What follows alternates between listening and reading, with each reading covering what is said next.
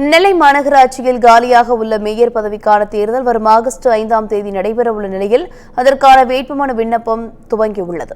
இதுகுறித்து செய்தியாளர் சிவகுமாரிடம் கூடுதல் விவரங்களை கேட்கலாம். வணக்கம் சிவகுமார், விவரங்களை வழங்கலாம். வணக்கம் சாரா. அதாவது காலியாக உள்ள நெல்லை மாநகராட்சி மேயர் பதவிக்கான தேர்தலானது வரக்கூடிய 5ஆம் தேதி, அதாவது ஆகஸ்ட் 5 நடைபெறுது. கடந்த சில தினங்களுக்கு முன்பு தனது சொந்த பிரச்சனைக்காக, சொந்த சூழ்நிலை காரணமா பதவி விலகிறதா அறிவிச்சிருந்தாரு நெல்லை மேயராக இருந்த சரவணன். இதனை அடுத்து பாத்தீங்கன்னா இந்த நெல்லை மாநகராட்சிக்குள்ள மேயர் பதவி காலியாக சொல்லி அறிவிக்கப்பட்டு, அதன் அடிப்படையில கடந்த 3 தினங்களுக்கு முன்பு ஆகஸ்ட் மாதம் 5ஆம் தேதி அன்று நெல்லையில் இருக்கிற மாநகராட்சி மேயருக்கான மறைமுக தேர்தலுக்கு உள்ள போட்டிகள் அதாவது தேர்தல் அறிவிச்சிருந்தாங்க.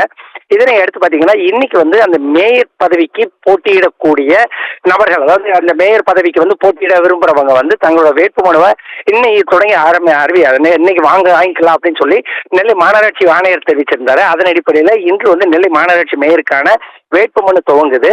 2 நாட்கள் தொடர்ந்து இது நடக்கிற சூழ்நிலையில அதாவது ஆகஸ்ட் 1ஆம் தேதி அன்று பாத்தீங்கன்னா இந்த அந்த மேயர் பதவி, அதாவது மேயருக்கு போட்டியிடுறவங்க அந்த ஃபார்ம் வாங்கக்கூடிய இறுதி நாளாக அறிவிக்கப்பட்டு ஆகஸ்ட் மாதம் 3ஆம் தேதி இறுதி கட்டமா பரிசீலனை செய்யப்படுது.